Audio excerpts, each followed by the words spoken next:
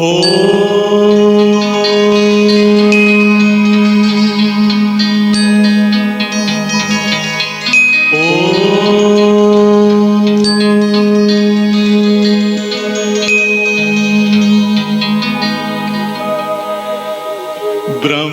से शिव बाबा पधारे, बोलते ध्वनियों। ब्रह्म से शिव बाबा पधारे, बोलते ध्वनियों। ब्रह्म मुख से मधुर वाणी, बोलते ध्वनियों। ब्रह्म से शिव बाबा पधारे, ओम ओम।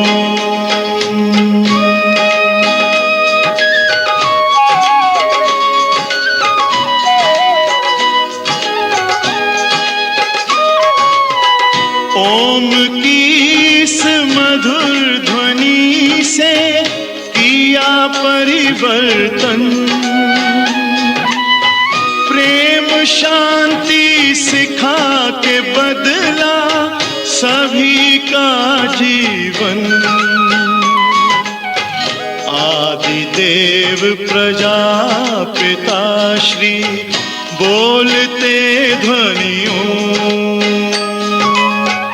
ब्रह्म मुख से मधुर वाणी, बोलते ध्वनियों। ब्रह्म से शिव बाबा पधारे, ओम ओम।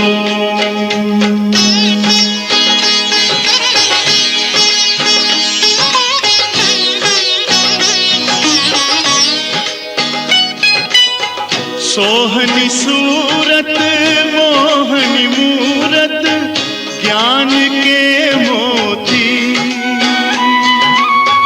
भव्य मुख पर चंद्रमासी, चमकती ज्योति। दिव्य दर्शन दिव्य वाणी, बोलते ध्वनियों। से मधुर वाणी, बोलते ध्वनियों। ब्रह्म से शिव बाबा पधारे, ओम ओम।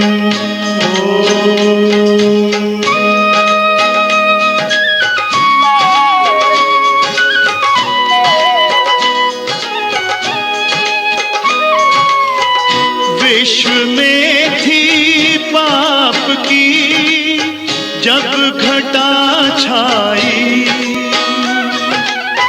तब विभूति आप जैसी धरती पे आई। एक तार में बंध के सारे, बोलते ध्वनियों।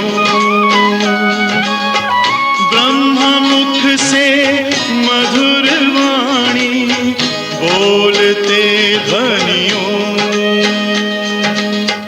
ब्रह्म से शिव बाबा पधारे, बोलते ध्वनियों। ब्रह्म मुख से मधुर वाणी, बोलते ध्वनियों। से शिव बाबा पधारे, ओम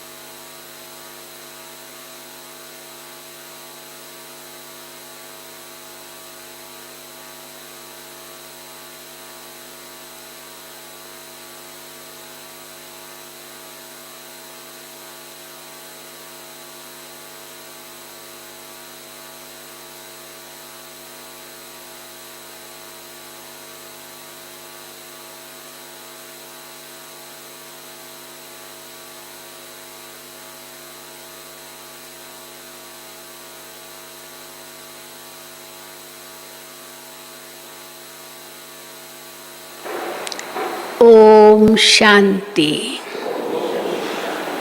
सतगुरुवार की गुड मॉर्निंग। सतगुरुवार की गुड मॉर्निंग। सतगुरुवार को बृहस्पतिवार भी कहते हैं। बृहस्पति की दशा सबसे ऊंची दशा मानी जाती है। उसको गुरु की दशा भी कहते हैं। जुपिटर, उसकी दशा सबसे ऊंची मानी जाती है। तो बाबा कहते हैं इस समय सारी दुनिया पर और खास भारत पर राहु की दशा है। राहु की दशा सबसे बुरी मानी जाती है और बृहस्पति की दशा सबसे ऊंची मानी जाती है। तो सारी दुनिया और खास भारत पर राहु की दशा है। तो राहु की दशा बदलकर फिर से बृहस्पति की दशा कैसे बैठे, उसकी बाबा युक्ति बताते हैं। राहु की दशा क्यों बैठी? क्योंकि विकारों के वश हो गए। राहु की दशा इसलिए भी बैठी क्योंकि विस्मृति आ गई। खुद की विस्मृति, बाप की विस्मृति, अपने पाठ की विस्मृति, घर की विस्मृति, ये सब विस्मृति होती गई तो राहु की दशा बैठी। सीधी राहु की दशा नहीं बैठी। राहु पहले तो बृहस्पति की दशा थी सतयुग में, फिर त्रेता में आए तो शुक्र की दशा बैठी। द्वापुर में आए, विकारों के वश हुए तो पहले थोड़ी मंगल की दशा, फिर शनि की दशा और फिर आखिर कलयुग में अंत में राहु की दशा। तो राहु की दशा जब बैठती है तो क्या करते हैं? शनि की दशा बैठती है तो भटकते रहते हैं। तो भटके भी हम बहुत, और राहु की दशा बैठी तो एकदम कंगाल हो गए। तो बाबा कहते फिर से तुम्हारे ऊपर बृहस्पति की दशा बाबा आके बिठाते हैं। तो किस आधार पर? स्मृति दिलाकर। वापस जब स्मृति आ जाती है, हम कौन है, किसके हैं, क्या है, कहाँ से है, क्या हमारा पाठ है, तो वो स्मृति आते आते धीरे धीरे ये दशाएं हमारी बदलती जाती है और फिर से बृहस्पति की दशा आ जाती है।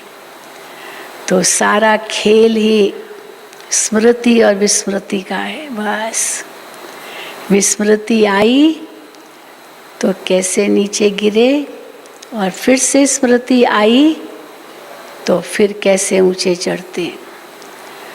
तो वो स्मृति कौन दिला सकता है? केवल एक बाप, क्योंकि सारी दुनिया तो विस्मृति में ही है। तो बाबा ही आकर के वो स्मृति दिलाते हैं।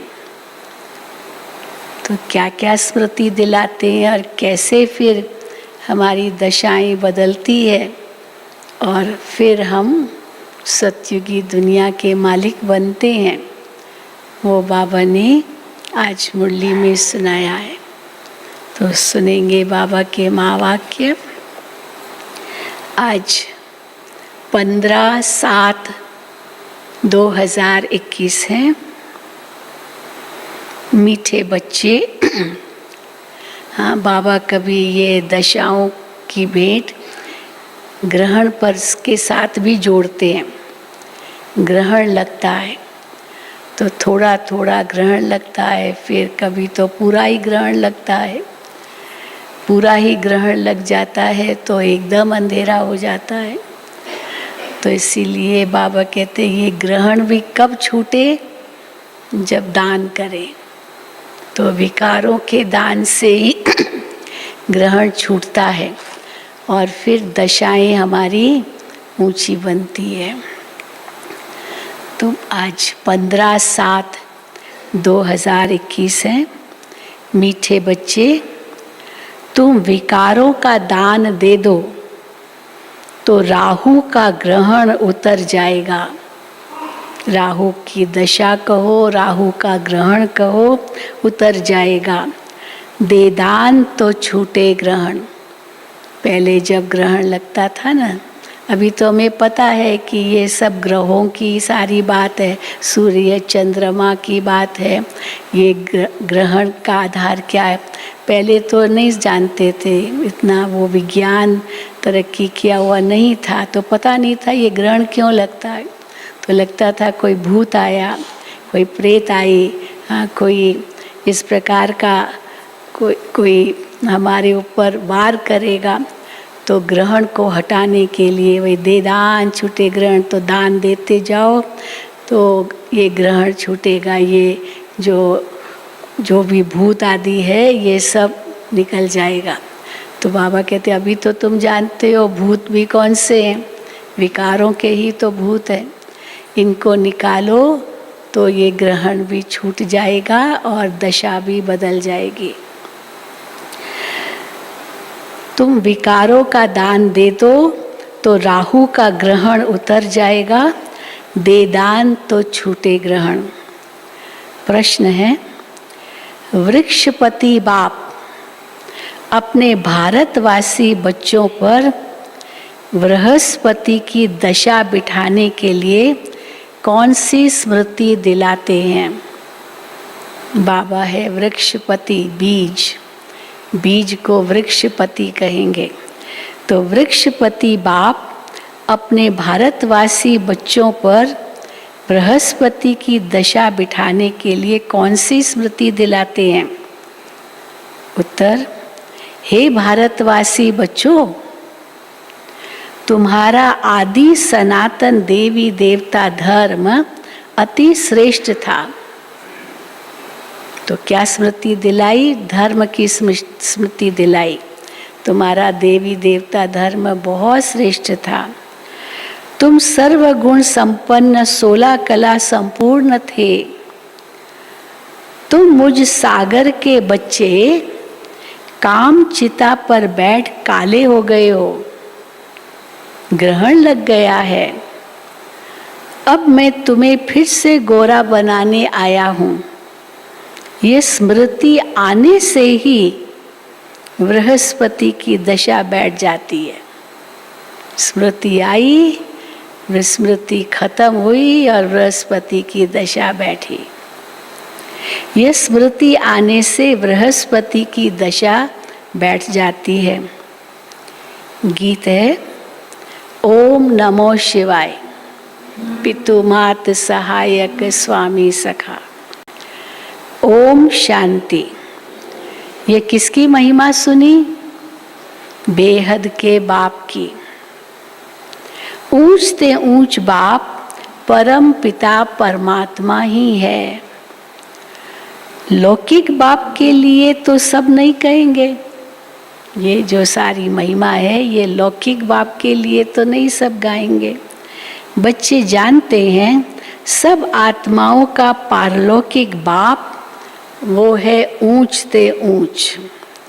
उनका नाम ही है शिव। बिगर नाम रूप के तो कोई चीज होती नहीं।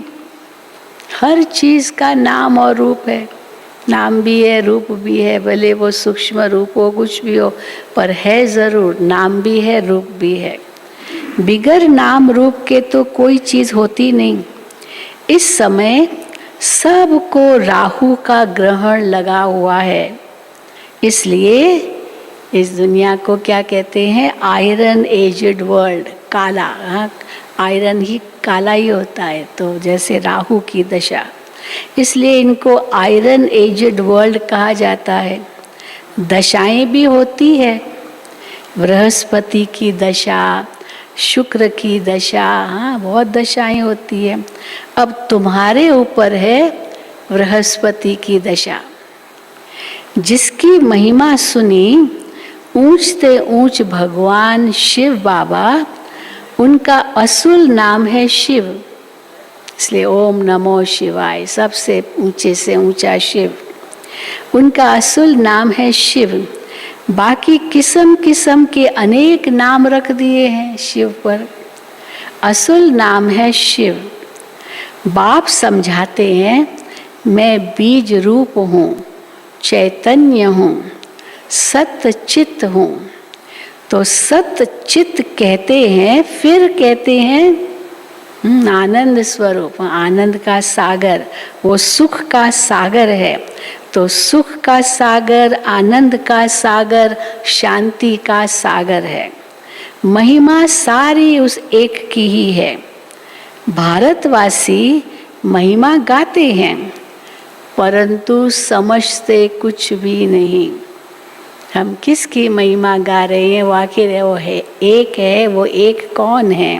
बाबा कहते हैं समझते नहीं हैं, एकदम पत्थर बुद्धि हो गए हैं। अब किसने बनाया पत्थर बुद्धि? पत्थर के ऊपर कितना भी पानी डालो, हाँ वो कहाँ पिघलेगा इतना सहज। तो पत्थर बुद्धि किसने बनाया? कितना भी समझाओ नहीं समझते। तो किसने बनाया पत्थर बुद्धि? रावण ने। सारा दोष तो रावण को ही देंगे। सतयुग में भारतवासी पारस बुद्धि थे। आज से 5000 वर्ष पहले ये भारत पारसपुरी था। पारसपुरी माना सोने की दुनिया थी, बिल्कुल सब कुछ। 5000 वर्ष पहले यह भारत पारसपुरी था जिसमें देवी देवताएं रहते थे। भारत ही अविनाशी खंड गाया हुआ है। भारत में ही पारस बुद्धि देवताएं थे। इस समय पत्थर बुद्धि पतित रहते हैं। सारे पारस बुद्धि क्या बन गए? पत्थर बुद्धि बन गए। तो काले, हाँ, काम चिता पर जल करके सारे विकार चिता के समान ही है। क्रोध की भी चिता कोई कम नहीं है, लोभ की भी चिता है। लोभी नर्क तो कंगाली है, सब कुछ लुटा देता है, सब कुछ क्या पाता है सब खत्म कर देता है। इस समय पत्थर बुद्धि पतित रहते हैं। पतित कैसे बनते हैं ये भी बाप ने समझाया है। द्वापुर से कैसे पतित बने? द्वापुर से जब काम चिता पर बैठे हैं तो काले बन जाते हैं। काम अग्नि में सब भस्म हो गए हैं। उसमें भी खास भारत की बात है क्योंकि भारत ही पारस बुद्धि था। फिर भारत ही पत्थर बुद्धि बनता है। सब भस्मीभूत काले हो गए हैं, आत्मा एकदम काली हो गई है। उसमें भी खास भारत की बात है। भारत में पारस बुद्धि देवताओं का राज्य था। उनको विष्णुपुरी राम राज्य भी कहा जाता था। ये बाप ही आकर बताते और कोई नहीं बता सकता है। तो बाबा कहते हैं ये बाप ही आकर बताते हैं। तो मीठे मीठे लाडले बच्चों, अब जब तुम सतयुग में थे, बाबा स्मृति दिला रहे हैं, जब तुम सतयुग में थे तुम सर्वगुण संपन्न थे। ये तुम्हारी महिमा है। सर्वगुण संपन्न, 16 कला संपूर्ण, संपूर्ण निर्विकारी, मर्यादा पुरुषोत्तम, अहिंसा परमोधर्म, ये तुम्हारी महिमा थी। वो देवताएं कोई और नहीं थे जिनकी महिमा थी, वो कोई और थे और आए और चले गए। ये तुम्हारी महिमा थी, ये तुम्हारी महिमा है। वहाँ विकार होते नहीं। द्वापुर से रावण 5 विकारों का राज्य शुरू होता है। तो राम राज्य बदल रावण राज्य होता है। अभी ग्रहण लगा हुआ है, अभी ग्रहण लगा हुआ है। बिल्कुल ही भारत काला हो गया है। बृहस्पति की दशा सबसे अच्छी होती है। भारत पर बृहस्पति की दशा कब थी? कब थी? बाबा कहते हैं सतयुग में थी बृहस्पति की दशा। फिर त्रेता में शुक्र की दशा, शुक्र की दशा बैठी तो 2 कला कम हो गई। उसको कहा ही जाता है सिल्वर एज। फिर द्वापुर कलयुग आया, सीढ़ी उतरते आए, शनिचर की दशा हुई। इस समय सब पर राहु की दशा है, शनि की दशा, फिर राहु की दशा। इस समय सब पर राहु की दशा है। सूर्य को ग्रहण लगता है तो कहते हैं दे दान तो छूटे ग्रहण, दे दान छूटे ग्रहण। अभी भी करते होंगे, पर मुझे तो याद है बचपन में तो हम मुंबई में रहते थे, हम वो जैसे ग्रहण का समय होता था नीचे आ जाते थे भिखारी गरीब लोग, दे दान छूटे ग्रहण, दे दान छूटे ग्रहण पहले से ही रख देते थे। मैं पुराने कपड़े, कुछ भी पुराना बर्तन या कुछ भी, तो बस वहाँ से खिड़की से ही डालते थे या बालकनी से ही डालते थे, लो भाई ग्रहण छूटेगा। तो बाबा कहते हैं पुराना देने से ग्रहण छूटता है। तो सूर्य को ग्रहण लगता है तो कहते हैं दे दान तो छूटे ग्रहण। अब रूहानी बाप बच्चों को समझाते हैं, ये है रूहानी ज्ञान। बाबा हमको क्या दे रहे हैं? रूहानी ज्ञान। रूहानी बाप रूहों को रूहानी ज्ञान दे रहे हैं। अब ये कोई शास्त्रों का ज्ञान नहीं है। शास्त्रों के ज्ञान को क्या कहेंगे? वो भक्ति मार्ग है, भक्ति मार्ग। सब शास्त्रों का ज्ञान जो कुछ भी देते हैं, जो कुछ भी बताते हैं, करते हैं, सब भक्ति मार्ग। शास्त्रों के ज्ञान को भक्ति मार्ग कहा जाता है। सत्युग त्रेता में भक्ति होती नहीं, ज्ञान और भक्ति। फिर है वैराग्य। किसका वैराग्य? वैराग्य अर्थात इस पुरानी दुनिया को छोड़ना होता है। वैराग्य माना पुरानी दुनिया को छोड़ना होता है। हाँ, छोड़ना माना कहीं दूसरी दुनिया में नहीं जाके बसना है, रहते तो यहीं है लेकिन भूलना है। ये है शूद्र वर्ण। विराट रूप दिखाते हैं ब्राह्मण, देवता, क्षत्रिय, वैश्य, शूद्र। ये भारत की ही कहानी है। विराट रूप बनाते भी हैं परंतु पत्थर बुद्धि समझते नहीं है। ब्राह्मणों को तोड़ा दिया है उस विराट रूप से। गीता के अंदर देवता, क्षत्रिय, वैश्य, शूद्र दिखाए हैं, लेकिन ब्राह्मण तो दिखाए नहीं। ब्राह्मणों का तो वर्णन ही नहीं है गीता में, परंतु पत्थर बुद्धि समझते नहीं है। अब पत्थर बुद्धि क्यों हुए? क्यों हुए? क्यों है? बाबा कहते हैं क्योंकि पतित है, इसलिए पत्थर बुद्धि है। भारतवासी ही पारस बुद्धि थे तो उस समय क्या थे? संपूर्ण निर्विकारी थे। आज से 5000 वर्ष पहले भारत स्वर्ग था और कोई खंड नहीं था। ये बाप बैठ समझाते हैं, हाँ, स्मृति दिलाते हैं तुम कौन थे, कहाँ थे। तो बाबा कहते हैं, बाप समझाते हैं। ये राजयोग कौन सिखाते हैं? कौन सिखाते हैं? राजयोग से भी तो स्मृति दिलाते हैं ना, तुम आत्मा हो, तो मेरे बच्चे हो, तो मुझे याद करो। स्मृति ही है। तो स्मृति जैसे बढ़ती जाती है, पावन बनते जाते हैं।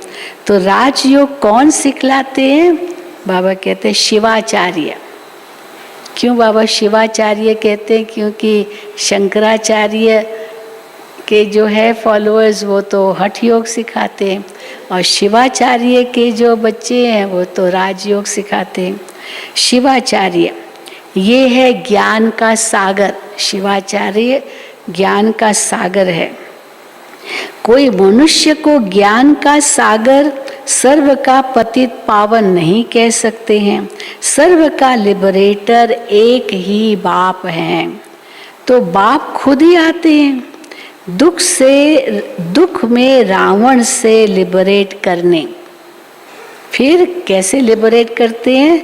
गाइड बन ले जाते हैं। पहले स्मृति दिलाते हैं, स्मृति दिला करके हमारी दशाएं ऊंची करते हैं और फिर घर ले जाते हैं। फिर गाइड बन ले जाते हैं। उनको रूहानी पंडा कहा जाता है।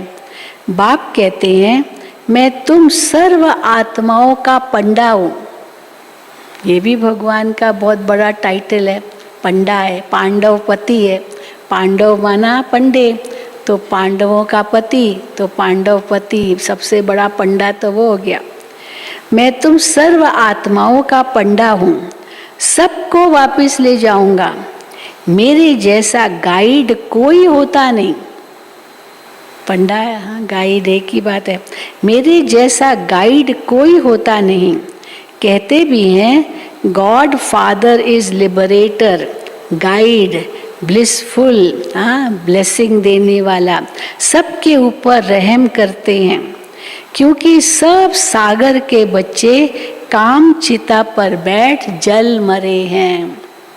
शास्त्रों में आता है सागर के 100 बच्चे थे, वो सब जल गए थे, एकदम मर गए थे। फिर भागीरथ ने गंगा भारत की ओर लाई और वो सागर के बच्चों को जगाया। तो हम सब सागर के बच्चे हैं जो जल मरे हैं विकारों की अग्नि में। और फिर शिव बाबा ब्रह्मा द्वारा कैसे सागर के बच्चों को जगाते हैं। तो बाबा कहते हैं उसमें भी, क्योंकि सब सागर के बच्चे काम चिता पर बैठ जल मरे हैं, उसमें भी खास भारत की बात है, खास भारत की बात है। बाप कहते हैं तुम 16 कला संपूर्ण संपूर्ण निर्विकारी थे, अभी काम चिता पर बैठ तुम क्या बन गए हो। देखो तो थोड़ी सी आग लगती है, चमड़ी अगर जल जाती है, कैसी चमड़ी हो जाती है जलने के बाद, हाँ? तो काम की अग्नि में इतना जले हैं 2 युगों से, तो कैसी हो गई ये आत्मा। तो बाबा कहते हैं अब काम चिता पर बैठ तुम क्या बन गए हो। अब फिर बाप आए हैं, वृक्षपति बाप आकर मनुष्य मात्र पर बृहस्पति की दशा बिठाते हैं। खास भारत आम विश्व पर इस समय राहु का ग्रहण लगा हुआ है। दशा और ग्रहण, हाँ, ये साथ साथ बाबा वर्णन कर रहे हैं। इस समय राहु का ग्रहण लगा हुआ है। बाप कहते हैं मैं ही आकर भारत की खास दुनिया की आम गति सदगति करता हूँ। तुम यहाँ आए ही हो पारस बुद्धि बनने। तो मोस्ट बिलवेड बाप हुआ सब आशिकों का माशूक, वो एक ही है, हाँ, सब आशिकों का माशूक एक ही है। सब नेशंस में लिंग जरूर बनाते हैं, क्योंकि सबका बाप है ना। क्रिश्चियनिटी में भी है, खास वेटिकन में हम गए थे, रोम में वेटिकन है, तो वहाँ जो उनकी वेटिकन की चर्च है, उस चर्च में जो मेन वहाँ का हॉल है, उसमें इतना बड़ा जैसे शिवलिंग की तरह, जैसे हमारा है ना ओवल शेप, वैसा ही है, बहुत बड़ा है। और उसमें किरणें दिखाते जैसे हम लोग दिखाते हैं, और एक एक किरण पर एक एक एंजल जैसे उस किरण को पकड़ा हुआ, 8 ऐसे एंजल्स दिखाते हैं। तो कहते ये 8 जो है वो भगवान के एंजल्स है जिन्होंने सारे विश्व की रक्षा की, ऐसे एंजल्स। तो बहुत वर्णन आता है, तो बहुत बताते हैं उसमें। तो बाबा कहते हैं क्रिश्चियनिटी में भी, इस्लाम में भी है ना, मक्का में जाते हैं वहाँ पर वो संगे अस्वद है, बिल्कुल सब शिवलिंग ही है। सब धर्मों में है किसी न किसी रूप से, और ज्योति को तो सब मानते ही हैं। तो बाबा कहते हैं सब नेशन में लिंग जरूर बनाते हैं, क्योंकि सबका बाप है ना। शिव के मंदिर भारत में बहुत हैं, जिसको शिवालय कहते हैं। शिवालय माना शिव का आलय, आलय माना रहने का स्थान, तो जहाँ शिव रहते हैं तो उसको शिवालय कहते हैं, रहने का स्थान। सतयुग में है देवी देवता धर्म के मनुष्य, परंतु वो धर्म कब था, उन्हों का राज्य कब था, ये पता नहीं है। सतयुग की आयु ही लंबी लिख दी है। तो बाप बैठ समझाते हैं तुम्हारे ऊपर अब बृहस्पति की दशा बैठ गई है या बैठ रही है या बैठेगी, हाँ क्या कहेंगे, बैठेगी, बैठ रही है या बैठ गई है, क्या कहेंगे, बैठ रही है। हाँ बैठ गई होती तो बस उड़ जाते, कर्मातीत परम धाम चले जाते। तो अब बृहस्पति की दशा बैठ रही है 21 जन्मों के लिए। वृक्षपति है ज्ञान का सागर पतित पावन, जिसको सब पुकारते हैं। तुम मात पिता हम बालक तेरे, सब उनकी महिमा करते हैं। बरोबर सतयुग त्रेता में सुख घनेरे थे, जबकि बाप हेवनली गॉड फादर है, स्वर्ग का रचयिता है, तो जरूर हम भी स्वर्ग में होने चाहिए। तो स्मृति दिलाते हैं, हाँ तुम कहते हो हेवनली गॉड फादर, तो हेवन का रचयिता, तो मैं हेवन तुम्हारे लिए ही लाता हूँ, तो ज़रूर हेवन में तुम होने चाहिए, हम भी स्वर्ग में होने चाहिए। बाप समझाते हैं, तुम सब स्वर्गवासी थे, अब नरकवासी बने हो। भारत का ही आदि सनातन देवी देवता धर्म है। जैसे क्रिश्चियन धर्म के हैं, वो क्रिश्चियन धर्म के ही चले आते हैं। पर कैसी विडंबना, भारत का जो आदि सनातन देवी देवता धर्म है, उस धर्म के ही अनुयायी अपने धर्म को भूल गए। तो बाबा कहते हैं वो क्रिश्चियन धर्म के तो चलते ही आते हैं, चले आते हैं। तो बाप कहते हैं तुम देवी देवता धर्म वाले अपने धर्म को क्यों भूल गए हो, जबकि तुम देवी देवता धर्म के थे। हाँ, उनकी पूजा करते हो देवताओं की, ये तुम्हारा ही धर्म था, तो क्यों भूल गए हो, जबकि तुम देवी देवता धर्म के थे। तो बाप स्मृति दिलाते हैं, तुम्हारा सबसे श्रेष्ठ धर्म सबसे श्रेष्ठ कर्म था। धर्म और कर्म दोनों ही बहुत ऊंचे थे। तुम्हारा सबसे श्रेष्ठ धर्म कर्म था। अभी तुम नीच पापी कंगाल बन गए हो। तुम हो ही देवताओं के पुजारी, फिर अपने को हिंदू क्यों कहलाते हो? जिसकी पूजा करते हो आप उसी धर्म के हो ना, तो देवता धर्म के क्यों नहीं समझते हो? हिंदू क्यों कहलाते हो? फिर अपने को हिंदू क्यों कहलाते हो जब देवताओं के पुजारी हो? भारत का ये क्या हाल हो गया है, जो देवता धर्म के हैं वो विकारी बनने के कारण अपने को देवता कहलाते नहीं हैं। ये जवाब है, क्यों नहीं देवता कहलाते, विकारी बन गए। तो बाप कहते हैं अभी इस पतित दुनिया का अंत है, महाभारत लड़ाई भी खड़ी है। भगवानुवाच, हम तुमको सतयुग के लिए राजयोग सिखाता हूँ। भगवान तो एक ही है, हम उनके बच्चे सालिग्राम हैं। तो बाप कहते हैं तुम जो पूज्य थे वो पुजारी भगत बन गए हो। अब फिर से पूज्य बनना है, तो पूज्य बनने लिए बाबा स्मृति दिला रहे हैं क्या क्या करना होगा। तुम जो पूज्य थे वही पुजारी भगत बन गए हो। अब फिर ज्ञान लेते हो पूज्य देवता बनने के लिए।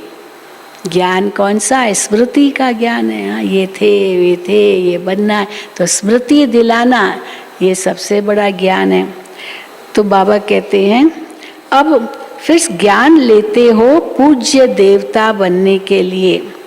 फिर द्वापुर से पूज्य सो पुजारी बन जाएंगे, फिर बन जाएंगे पुजारी, भूल जाएंगे, स्मृति खत्म हो जाएगी।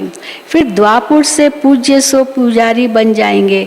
तुम पूरे 84 जन्म लेते हो। जिन्होंने 84 जन्म लिए हैं अभी वो कहाँ हैं? हाँ, जिन्होंने 84 जन्म लिए हैं, बाबा कहते हैं वही आकर ब्रह्मा कुमार ब्रह्मा कुमारी बनेंगे। तो ये नशा रखो। हाँ, हम वही हैं जो जिन्होंने 84 जन्म लिए, वो कोई दूसरे नहीं थे। देवताओं ने 84 जन्म लिए ऐसे नहीं कहना, हम ही हैं, हम ही देवता थे, हमने ही लिए हैं और अभी हम यहाँ बैठे हैं। जिन्होंने 84 जन्म लिए हैं वही आकर ब्रह्मा कुमार कुमारी बनेंगे। ब्रह्मा द्वारा आदि सनातन धर्म की स्थापना ये भी गाया हुआ है। प्रजापिता है, हाँ, प्रजापिता है तो बहुत बच्चे भी होंगे। सारी प्रजा का पिता तो बहुत बच्चे भी होंगे। वो तो ज़रूर यहाँ ही चाहिए। सूक्ष्म वतन की तो बात नहीं है, वो भी ज़रूर यहाँ ही चाहिए।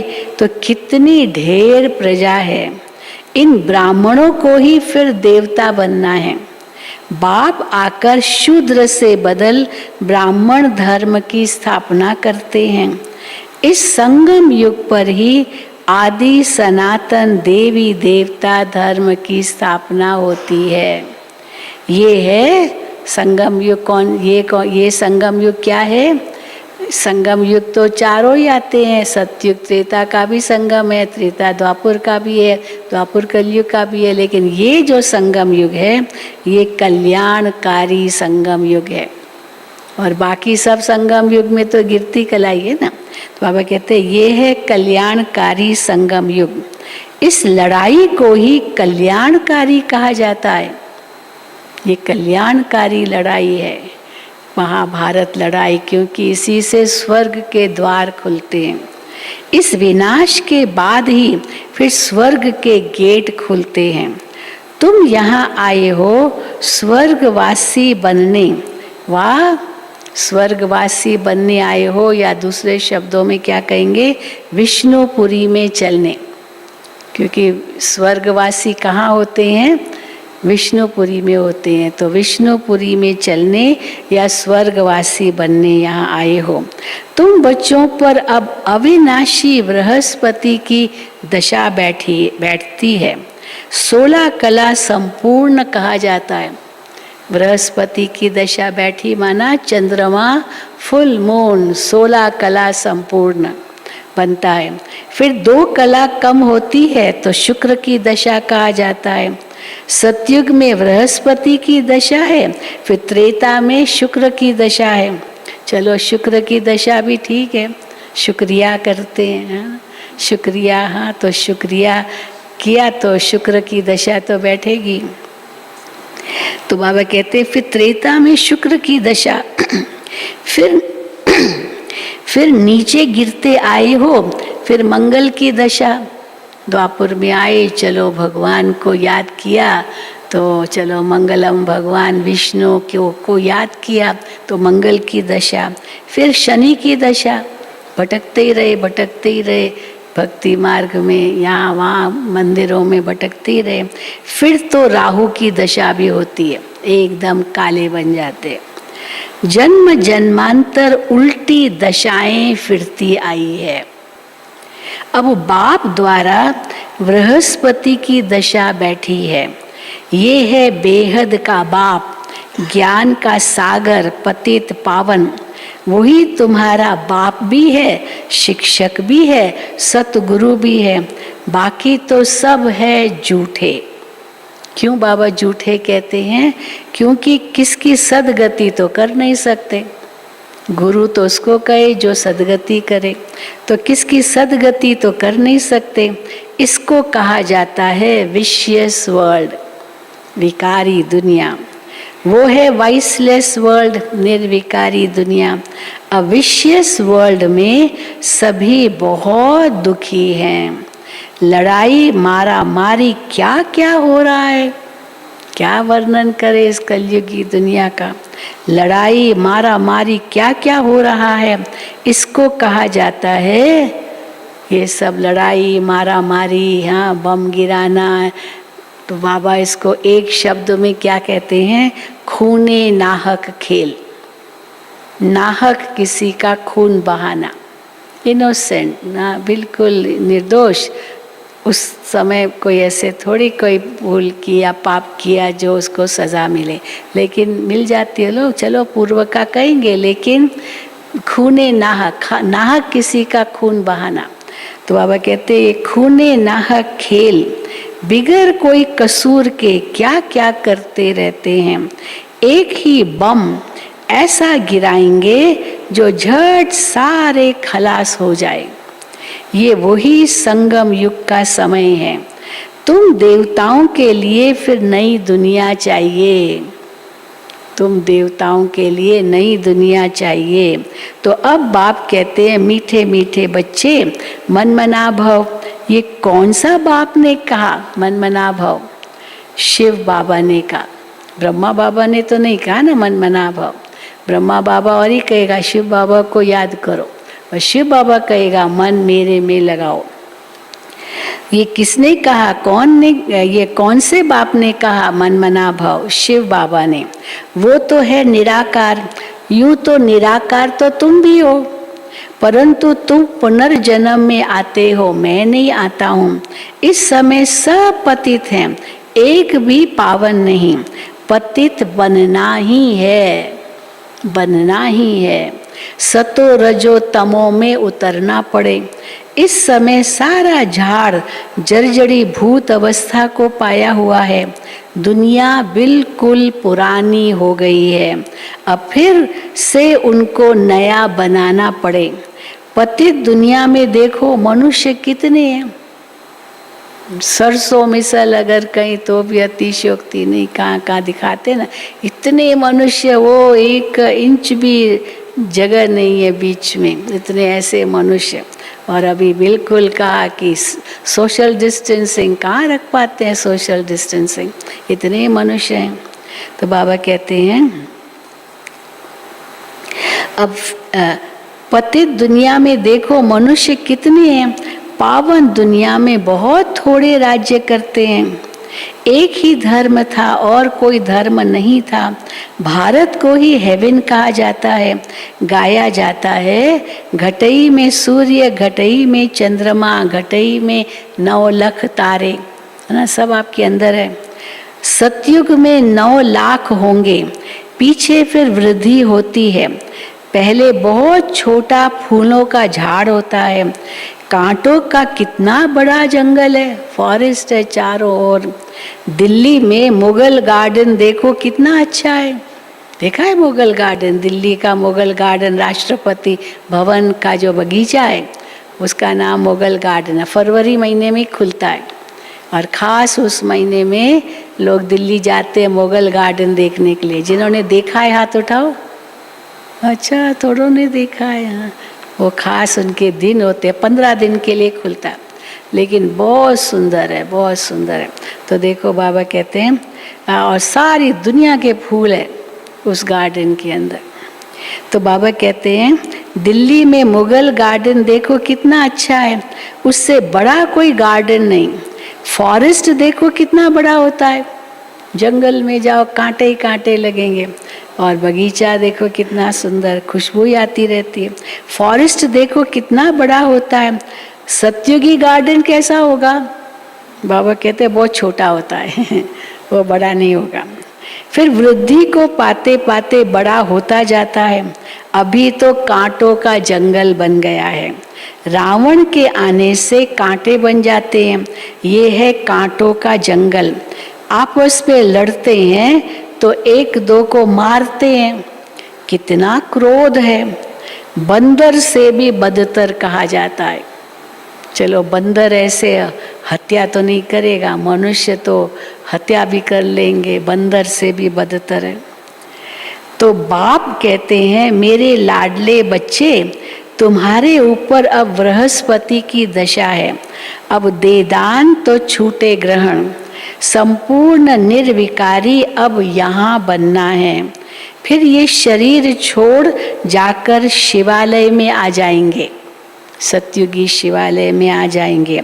शिवालय में बहुत सुख होता है, देवी देवताओं का राज्य है। सतयुग को कहा जाता है शिवालय, कलयुग को कहा जाता है वैशालय। यह वैशालय रावण ने स्थापन किया है। अब बाप कहते हैं पतित से पावन बनो, तो कैसे बनेंगे? पतित से पावन बनो तो कैसे बनेंगे? क्या त्रिवेणी में स्नान करने से, क्या गंगा में स्नान करने से पावन बनेंगे? हाँ, त्रिवेणी का बड़ा महत्व है ना, गंगा जमुना सरस्वती। खास जाते हैं प्रयाग कुंभ के मेले में तो खास वहाँ स्नान करते हैं जहाँ पर नदियाँ मिलती है। तो बाबा कहते हैं क्या त्रिवेणी में गंगा में स्नान करने से पावन बन जाएंगे? अब ये तो जन्म जन्मांतर करते आए हो, करोड़ों मनुष्य जाकर स्नान करते हैं, बहुत नदियाँ, नाले, तालाब आदि हैं जहाँ भी पानी देखते हैं जाकर स्नान करते हैं, क्योंकि अपने को पतित समझते हैं। अब पारसनाथ तुम्हारी पारस बुद्धि बना रहे हैं, तो ऐसे पारसनाथ बाप को कितना प्यार से याद करना चाहिए। सारे मुरली का सार यही है कि ऐसे पारसनाथ को कितना प्यार से याद करना चाहिए, तब सब दशाएं पुरानी जाएगी, बृहस्पति की दशा बैठेगी और ग्रहण छूटेगा।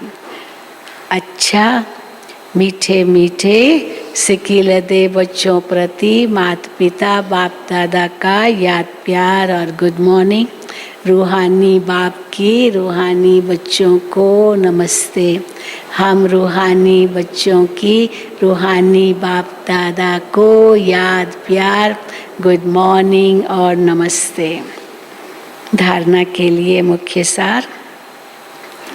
पहला, इस कांटों की दुनिया से फूलों के बगीचे में जाने के लिए क्या करना होगा?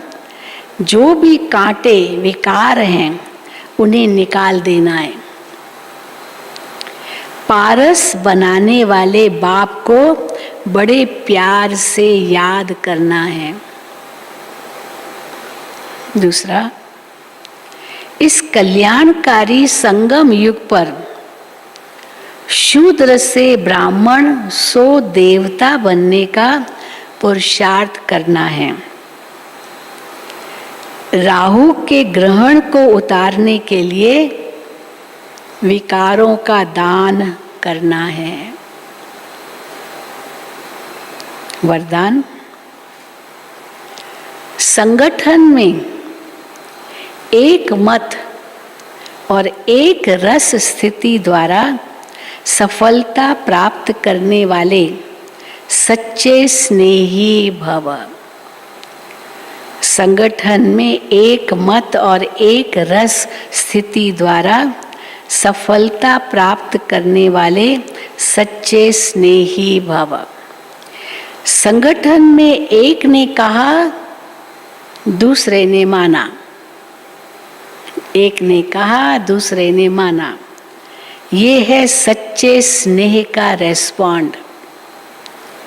ऐसे स्नेही बच्चों का एग्जाम्पल देख और भी संपर्क में आने के लिए हिम्मत रखते हैं।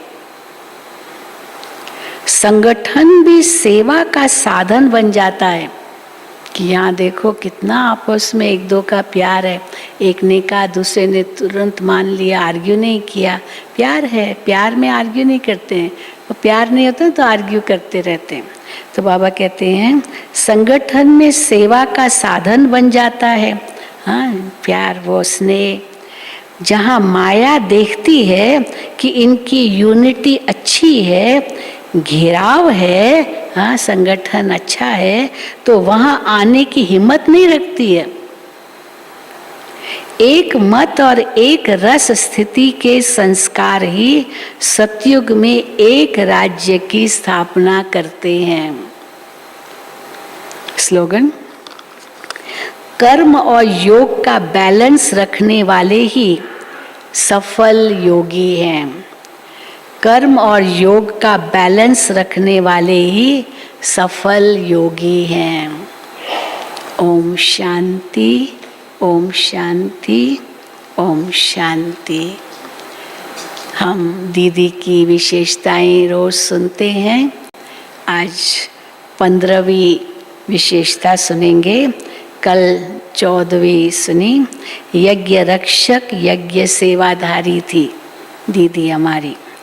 आज 15वीं विशेषता, सफल करने और कराने में नंबर 1। कैसे सफल कराना होता और करने में कुछ भी वेस्ट दीदी नहीं होने देती थी, बहुत ध्यान रखती थी। सफल करने और कराने में नंबर 1। दीदी ने अनेकों का तन मन धन सफल कराया। यज्ञ को कौन संभाल सकते हैं, दीदी उनकी जीवन कहानी को सुनकर परख कर उसे समर्पित कराती और उनके दिल में यज्ञ के प्रति भावना भर देती। ये दीदी की बड़ी विशेषता थी। अच्छा, ओम शांति। बाकी जो भट्ठी में आए हैं सबको टाइम टेबल तो आज का मिल गया ना, आज से बता दिया है। अभी शशि बहन आएंगे और भोग लगाएंगे, और भी कुछ कहना होगा तो शशि बहन कहेंगे। अभी सभी बैठे रहेंगे, भोग लगेगा।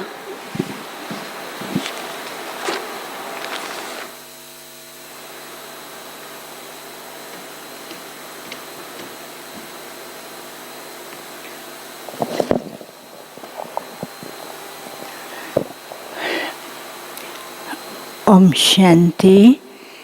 आज सतगुरुवार है। हम सब मिलकर के प्यारे बाबा के पास वतन में जाएंगे और बाबा को भोग स्वीकार कराएंगे और भोग के बाद बाबा जो सुनाएंगे वो सुनेंगे। और उसके बाद सब भाई बहनों को अमृत टोली डिपार्टमेंट के पास ही मिलता है और वहाँ से ही अमृत लेंगे। ओम शांति।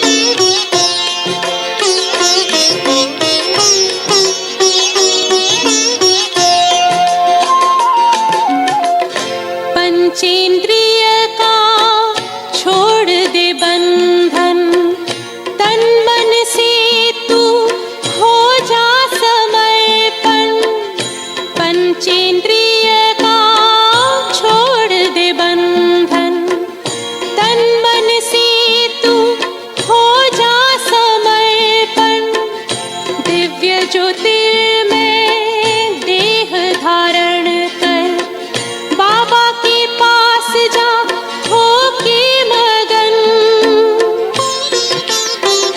प्रेम की डोर में मोती पिरो के, प्रेम की डोर में मोती पिरो के,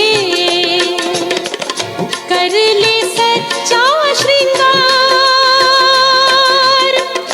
उड़ जा प्यारे वतन में, नीले अंबर के उस पार, नीले अंबर के उस पार। पंछी रे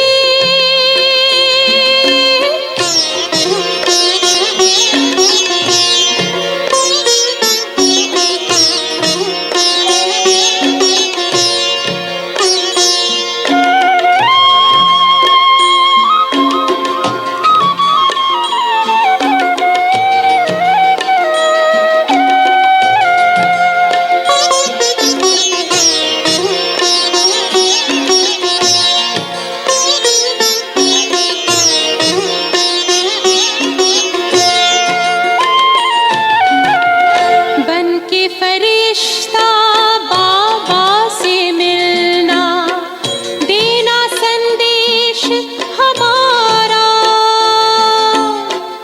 बन के फरिश्ता बाबा से मिलना, देना संदेश हमारा। याद प्यार हम सबका देना, लावतन का नजारा। सच्ची लगन से बन जा बाबा के, सच्ची लगन से बन जा बाबा के। तू गले को हार, उड़ जा प्यारे वतन में, नीले अंबर के उस पार, हो नीले अंबर के उस पार। पंछी रे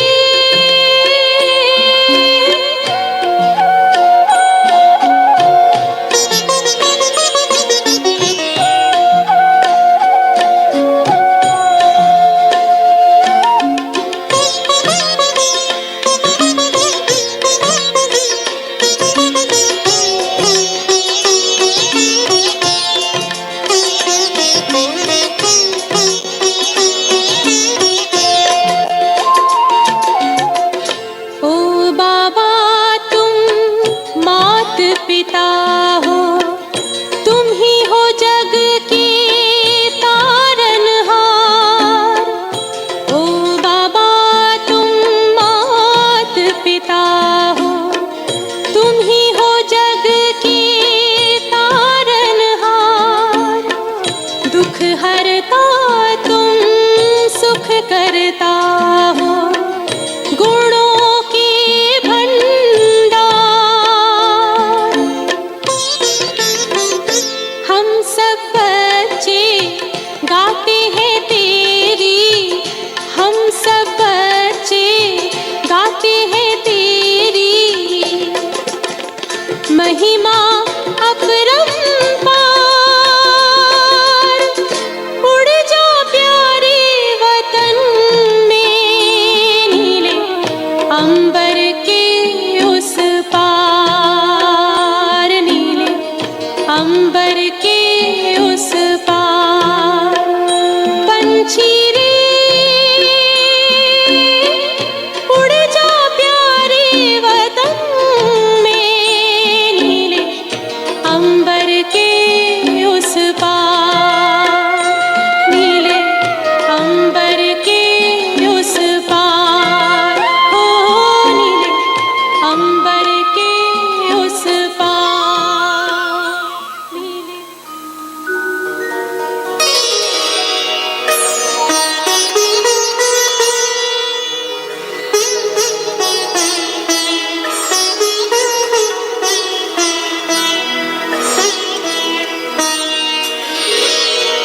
तेरी याद का अमृत पीते हैं, तेरी याद का अमृत पीते हैं, तेरी याद में जीते हैं बाबा, तेरी याद में जीते हैं बाबा, तेरी याद का अमृत पीते हैं, तेरी याद का अमृत पीते हैं।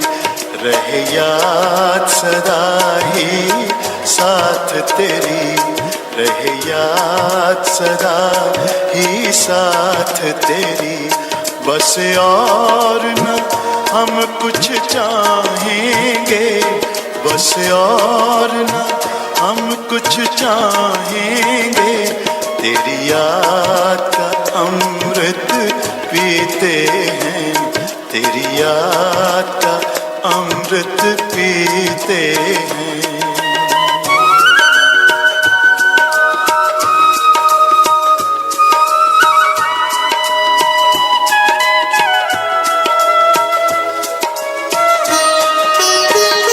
जो पल बीते तेरी यादों में, जो पल बीते तेरी यादों में, वो पल अविनाशी होते हैं, वो पल अविनाशी होते हैं। हर पल को सफल बना देंगे, हर पल को सफल बना देंगे, तेरी याद कभी ना छोड़ेंगे, तेरी याद कभी ना छोड़ेंगे, तेरी याद का अमृत पीते हैं, तेरी याद का अमृत पीते हैं।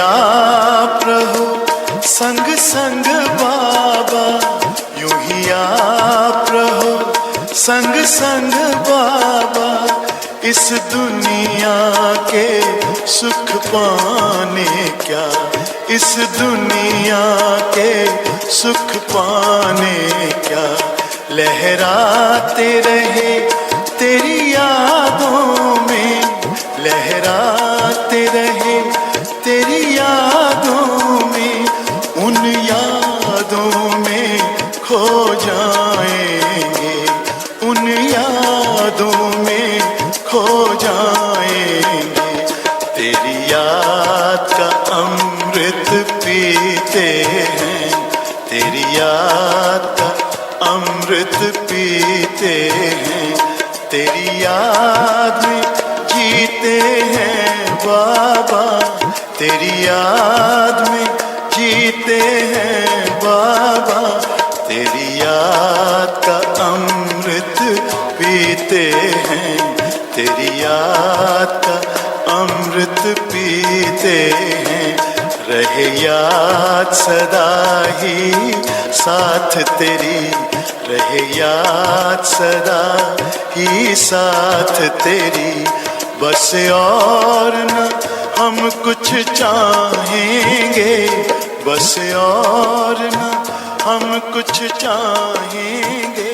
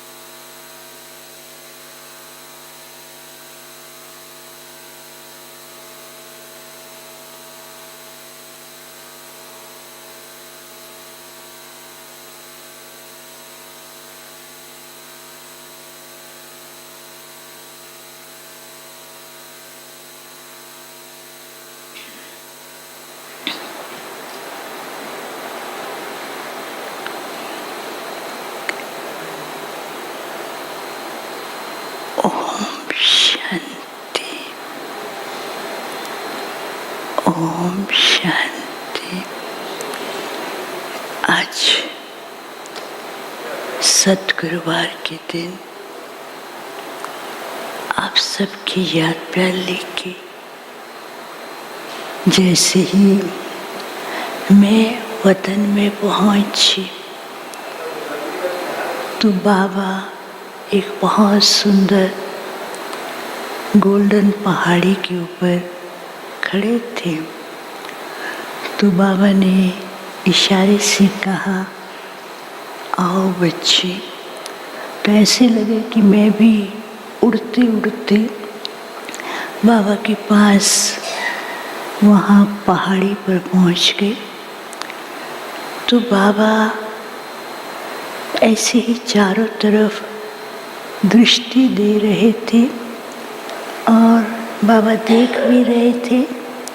देखते ही देखते क्या देखती हूँ कि बहुत से बच्चों की, बाबा की बच्चों की एक बहुत सुंदर सी महफिल लगी हुई है और सब बाबा को देख रहे हैं और बाबा की दृष्टि उनके ऊपर पड़ती है तो चारों ही तरफ गोल्डन लाइट उनके ऊपर पहुंच रही है और गोल्डन लाइट के छत्र छाया के नीचे में सब बच्चे बैठे हुए हैं। तो इतना सुंदर दृश्य लग रहा था कि ऊपर सुंदर सी छत्र छाया है और वो छत्र छाया से लाइट की किरणें की जैसे लड़ियाँ लगी होती हैं ऐसी लगी हुई थी और उन लड़ियों से भी रंग बिरंगी लाइट निकलते हुए सबके ऊपर पहुंच रही थी।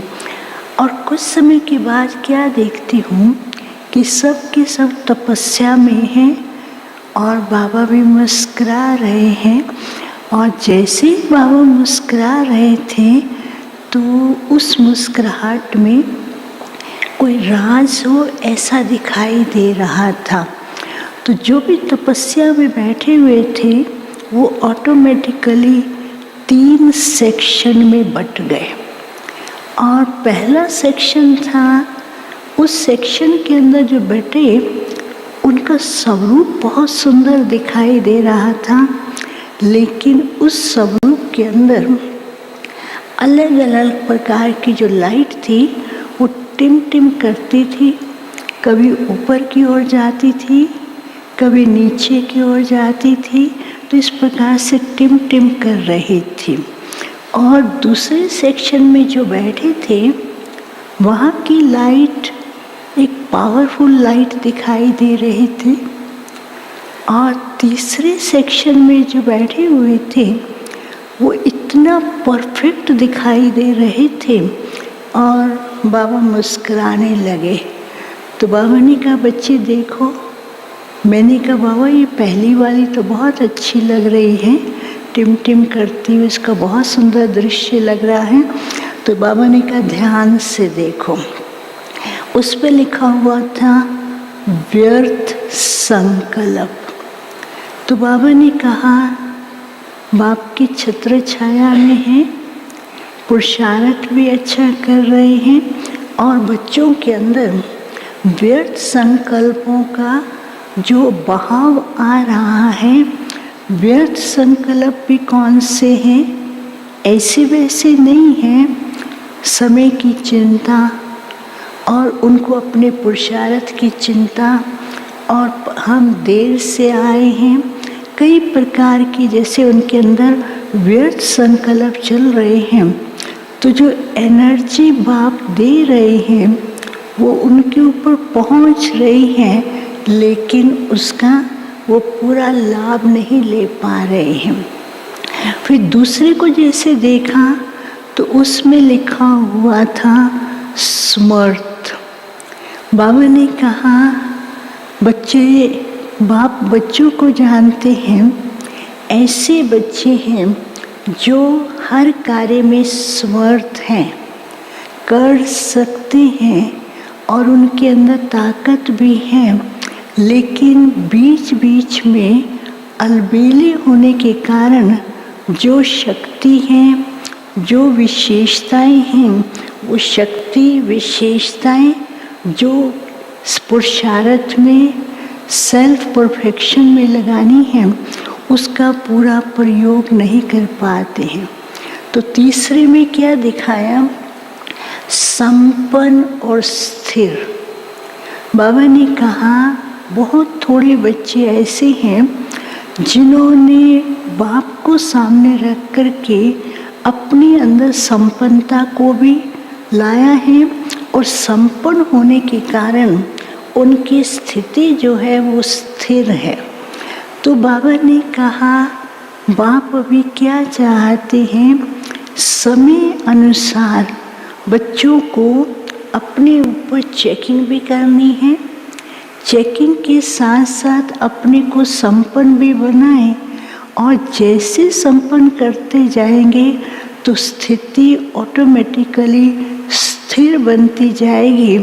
नहीं तो अभी कई प्रकार के दृश्यों को देखकर स्थिति ऊपर नीचे होती है, डावाडोल होती है।